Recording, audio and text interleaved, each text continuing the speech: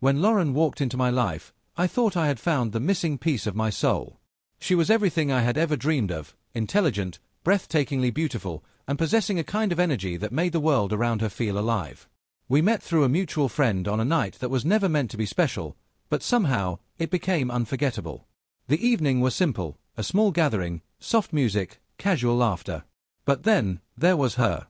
A single conversation with Lauren was enough to ignite something deep inside me. We talked as if we had known each other forever, our words flowing effortlessly like a river finding its way home. When the night ended, I couldn't let it be the last. I asked for her number, and from that moment, we were inseparable. Our relationship moved fast, but never felt rushed. Hours would disappear in endless conversations, in stolen glances, in moments so full of life that even the most ordinary days became something extraordinary. I loved her without hesitation, without fear. She was my world, and I was ready to build something real with her.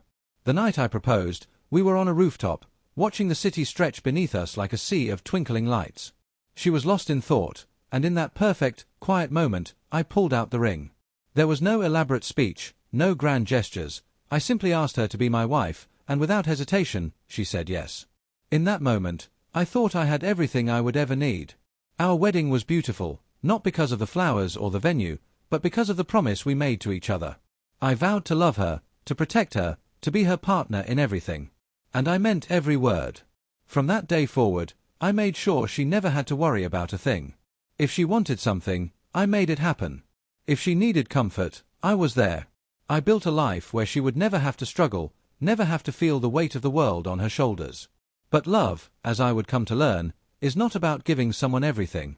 Because sometimes, when people have everything handed to them, they start searching for something else. I didn't see it coming. One night, as I sat on the couch, half watching a documentary while answering work emails, Lauren walked into the room. She stood in front of me, her expression unreadable, and said words that would shatter everything I knew. "I want a divorce." At first, I thought she was joking. I laughed. But she wasn't smiling. Her voice was steady, her eyes cold. "What?" I asked, sitting up, trying to make sense of the moment. There had been no fights, no warning signs, nothing to suggest that my entire world was about to collapse. I asked her why. I begged her to explain. Had I done something wrong? Had something happened that I was unaware of? She gave me nothing. "I just want to leave," she said, devoid of emotion. I refused to accept it. A marriage doesn't end over nothing. People don't just wake up one day and decide to walk away from the life they built. I pleaded with her, told her we could fix whatever was broken. But the more I pushed, the more distant she became. Eventually, I had to face the painful truth. When someone has already made up their mind to leave, there is nothing you can do to stop them. I don't remember much after that. At some point, the begging stopped. The questioning stopped. And just like that, the life we had built together crumbled into nothing. In the days that followed, my world became unrecognizable. The home we had made together felt like a hollow, empty shell. Every night, I lay awake, staring at the ceiling, searching for the moment when everything had started to unravel. Had there been signs I had ignored? Had I been blind to the truth? Love no longer felt real. Commitment felt like a lie. Every woman I met after that was a reminder of how easily they could leave. Marriage was off the table. I had already lived through the worst-case scenario, and I refused to give anyone the power to do it to me again. I had two choices: let the pain consume me or take control of my life. I chose the latter. I buried myself in work, taking on more projects than I could handle, losing myself in the grind. Work became an escape, a distraction from the emptiness waiting for me at the end of each day. But I knew that no amount of work could erase what had happened. So I did something I had never done before. I went to therapy. At first, talking about my emotions felt impossible. But little by little, I started to untangle them. I came to accept that not everything in life has a clear answer. And that was okay. The gym became my second refuge. It was just me, my body, and the iron, something I could control when everything else felt uncertain. Over time, I started noticing someone else who was always there. Her name was Vanessa. At first, it was just passing nods, casual conversations between sets. But before I knew it, we were talking like old friends. She had been through her own disappointments, carried her own scars. We both knew we weren't looking for anything serious, and that understanding made it easy. There were no expectations, no fears. Just two people who enjoyed each other's company. 2 years passed like that, simple, steady, without complications. I had finally regained control of my life. Until the night everything changed. I had just returned home from the gym when I heard a knock at the door. At first, I thought nothing of it, maybe a neighbor, maybe a package. But when I opened it, my breath caught in my throat. Lauren. For a long moment, I just stood there, staring at her, trying to convince myself she wasn't a ghost. Before I could say a word, she spoke first. We need to talk. 1,000 emotions crashed over me at once. Anger. Confusion. Resentment. Part of me wanted to slam the door in her face, to tell her she had no right to be here after what she did. But another part of me, the part that had spent years haunted by unanswered questions, needed to hear what she had to say. Without a word, I stepped aside and let her in. She sat on my couch, the same one where she had once broken my heart, and before she could even get a full sentence out, she broke down sobbing. I watched in silence, waiting, until she finally looked up, tears streaming down her face. I was wrong, she whispered. I should have never left. And I should have told you why. I crossed my arms, my heart pounding, waiting for the truth I never got. She took a shaky breath and began. After we got married, I had thrown myself into my work, convinced that if I pushed hard for a few years, we would never have to worry about money again. I thought I was building our future. But Lauren, she had felt like she was losing me. At first, she had tried to be patient, tried to understand. But then, she found something, or someone, who made her feel seen again. And in that moment, I realized that the truth was far worse than I had ever imagined. For 2 years, I had no answers. No explanations. Only a void where my marriage used to be. And then, out of nowhere, Lauren stood before me, unraveling the truth I had spent so long searching for. She had left because of social media, of all things. The curated perfection of other people's lives had made her question her own. While I was working tirelessly to build us a future, she was scrolling through images of couples sipping champagne in Paris, lounging on the beaches of Bora Bora, living the kind of life she believed she was missing out on. She had tried to talk to me about it, about wanting to travel, to experience more, but when she did, I gave her the only answer that made sense to me: give us time. Let me set things up properly, and then we'd have all the freedom in the world to do whatever we wanted. It wasn't no, it was not yet. But to her, it felt like rejection. Like I was choosing my work over her. And then one day, she convinced herself that she was wasting her youth waiting for something that might never happen. She told herself that somewhere out there was a man who could give her everything she wanted right now. No waiting, no sacrifices. Just instant, effortless happiness. So she made her decision. She walked up to me that night, told me she wanted a divorce, and left without looking back. She thought she was upgrading her life. I exhaled slowly, absorbing everything she had just confessed. For 2 years, I had wondered why. And now that I finally had my answer, all I felt was exhaustion. So let me get this straight, I said, my voice calm and steady. You left. You asked for a divorce, took your settlement, and disappeared without a word. And now, after all this time, you're standing here because... Lauren looked up at me, her eyes red and swollen from crying. When she finally spoke, her voice was barely a whisper. I was wrong. She wiped her face, trying to compose herself. I thought I was missing out. I thought life outside of this marriage would be exciting, that I would find someone who could give me what I thought I wanted. But I was wrong, Christian. So wrong. I watched her, expressionless, waiting for her to continue. I took what you did for me for granted. You made everything so easy, I never had to worry about anything. Money. Stability. Having someone who actually cared about me. And when I got out there... She swallowed hard, her voice shaking. I realized men aren't like you. They don't care the way you did. There it was. The truth I had suspected all along. She had gambled everything we had, and lost. Lauren's voice cracked as she spoke her next words. I was stupid. I thought I could do better, but no one even comes close to you, Christian. I regret it. I regret all of it. She inhaled shakily, steeling herself. I want another chance.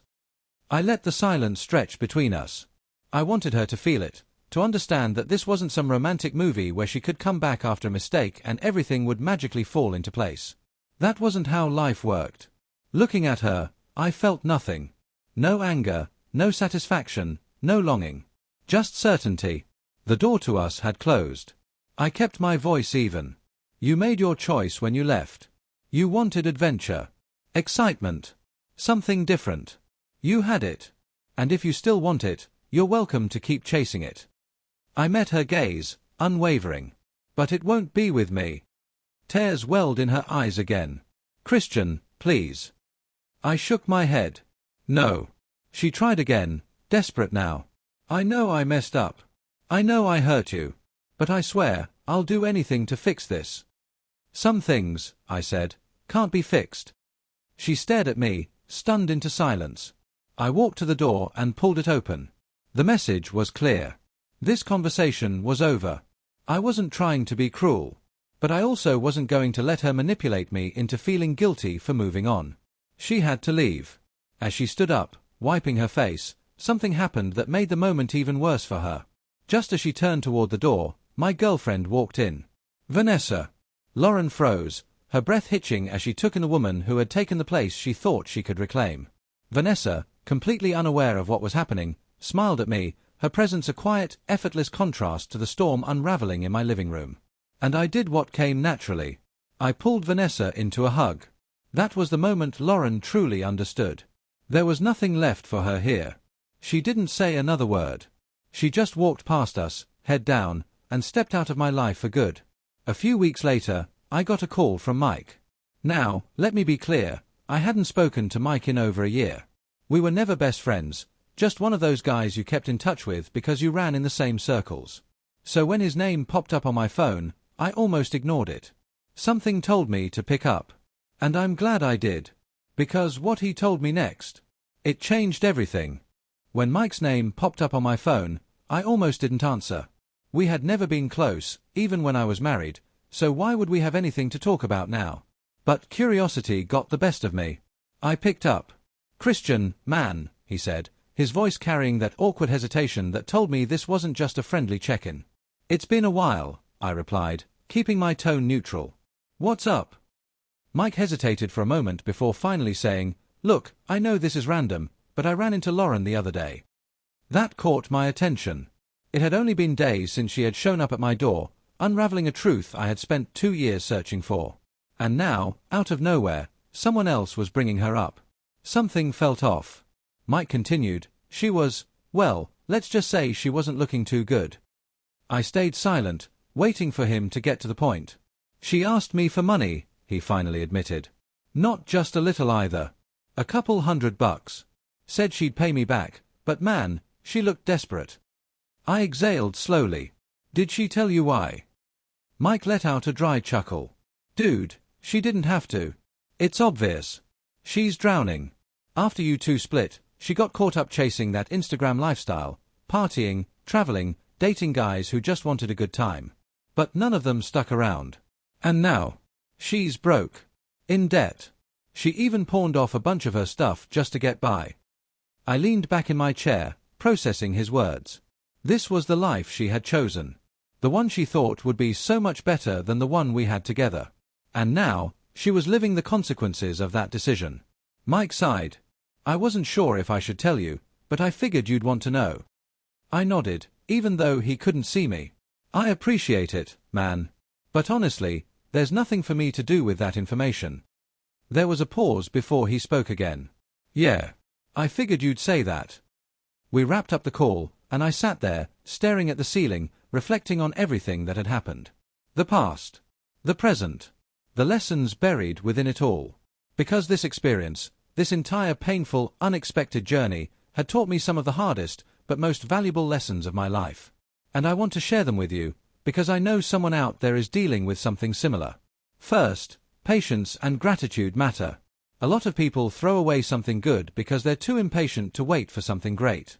Lauren had a husband who loved her, who was building a future where she would never have to worry about a thing. But because she didn't get the lifestyle she wanted fast enough, she walked away.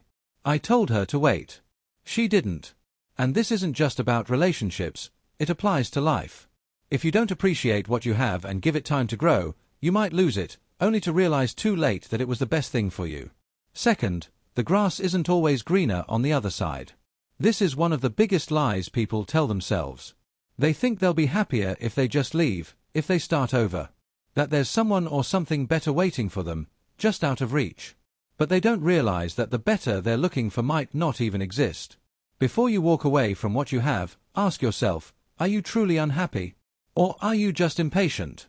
Because once you cross that bridge, there may be no way back.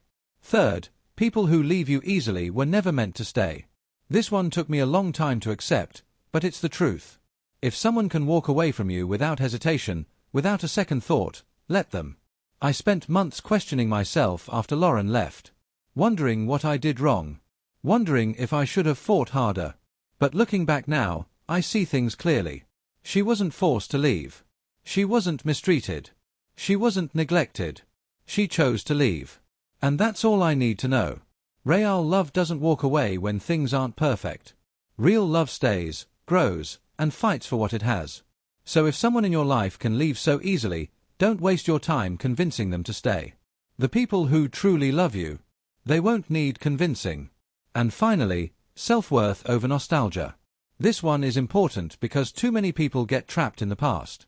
They hold on to memories, to history, to the idea of someone, thinking that just because they once loved a person, they have to take them back. But here's what I realized. Just because you had good moments with someone doesn't mean they deserve a place in your future. When Lauren came back, I could have let nostalgia cloud my judgment. I could have remembered all the good times and ignored the pain she caused me. But I knew better.